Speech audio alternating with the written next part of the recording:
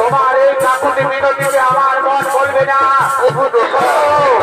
শোনো রে যুবক, আমি তোমার মতো বহু মানুষ হত্যা করেছি, আমার তোমার এই কাকুতি মিনতিতে মন বলাতে পারবে না। শোনো শোনো সৈন্যগণ, আর কাল বিলম্ব না করে এই যুবককে আমরা হারিকাটে করে দেবো। তার পূর্বে বলো যুবক, মৃত্যুর পূর্বে তোমার শেষ ইচ্ছা কি? মনে পড়েছে জল্লা যে আসার সময় মা আমায় বলেছিল যদি কোনো বিপদে পড়ি তাহলে মা মঙ্গল চটিকে স্মরণ করি। একবার মা মঙ্গল চটিকে স্মরণ করতে চাই। ও বাবা মঙ্গল চটি, তুমি আমায় রক্ষা করো না, এই বিপদ থেকে তুমি আমায় রক্ষা করো না, এই বিপদ থেকে আমায় রক্ষা করো।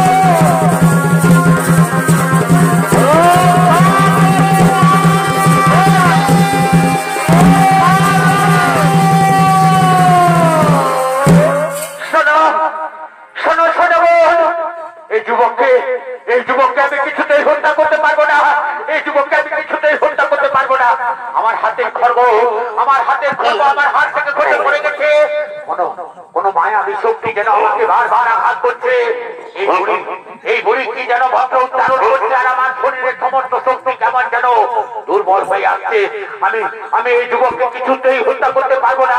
যাও যাও, তোমরা মহারাজকে অতি শীঘ্রই খবর দাও, এই যুবককে আমি কিছুতেই হত্যা করতে পারবো না।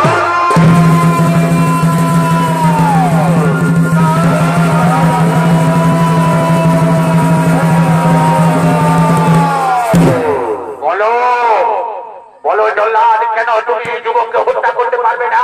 মহারাজ মহারাজ, আপনার কথা মতো আমি বহু মানুষ হত্যা করেছি মহারাজ। আজও আমি এই যুবককে হত্যা করার জন্য প্রস্তুত ছিলাম। যেই না এই যুবককে আমি হত্যা করতে গেছি, অমনি আমার হাতে খর্ব করতে পড়ে গেল মহারাজ। আমার সমস্ত শরীরের শক্তি কেমন যেন ক্ষীণ হয়ে আসছে মহারাজ। ওই যে দাঁড়িয়ে দেখছে বুড়ি, ওই বুড়ি কেমন যেন ভিড় ভিড় করে তুই মন্ত্র উচ্চারণ করছে, আর আমার শরীরের শক্তি কেমন যেন বারবার ক্ষীণ হয়ে আসছে। কোন অলৌকিক শক্তি আমাকে বারবার আঘাত করছে মহারাজ, কোন অলৌকিক শক্তি আমাকে বারবার আঘাত করছে। শোনো শোনো বুড়ি, কিবার হেতু এসেছে তুমি এই উত্তর বসানে, ফিরে যাও এই উত্তর বসান থেকে, নতুবা শোনো রে শালিবার, এই যুবককে তুই ছেড়ে দে, এই যুবককে তুই ছেড়ে দে।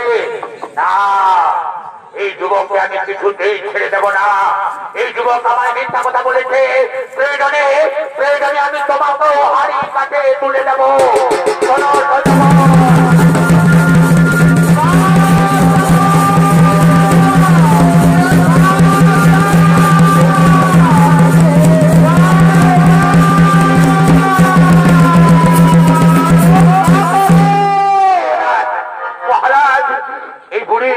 এই বুড়ির গায়ে ভীষণ জোর মহারাজ, কোন অলৌকিক শক্তি আমাকে আঘাত করছে।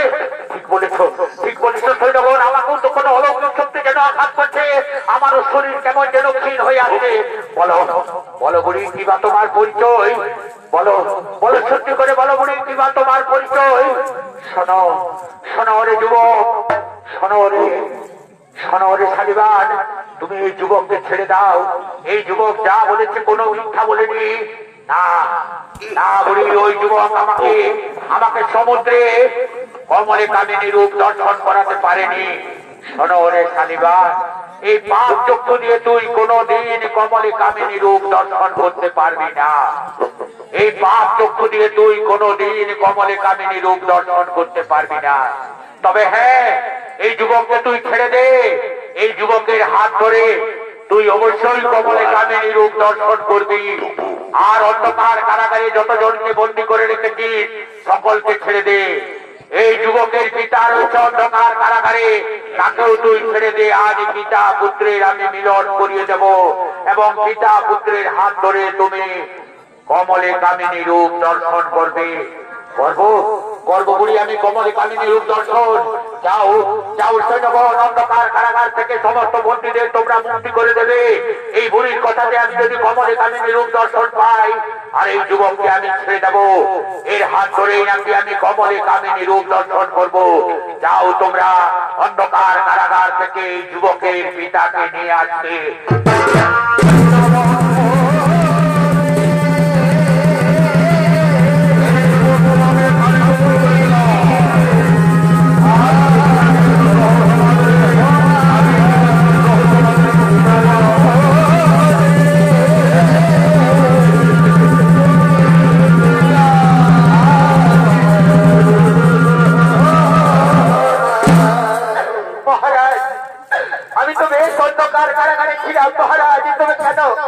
কেন আমাকে এই উত্তর বসানে নিয়ে এসছেন মহারাজ? তুমি কি আমাকে বাঁচতেও দেবেন না মহারাজ?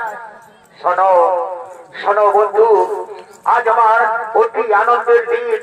আজকে তোমারও যেমন আনন্দের দিন, তাই তো আজ আমি তোমাকে মুক্তি করে দিলাম অন্ধকার কারাগার থেকে।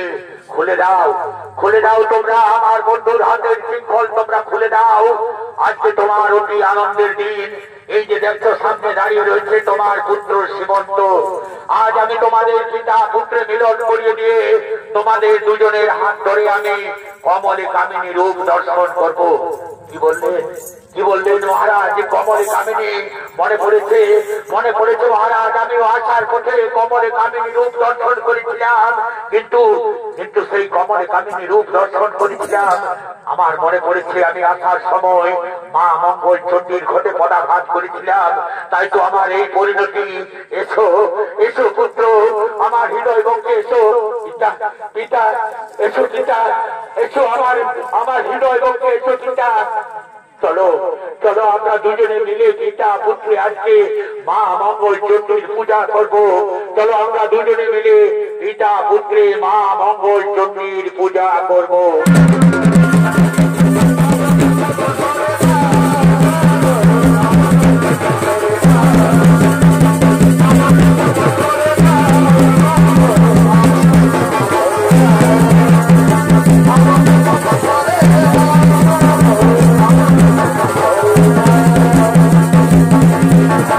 Oh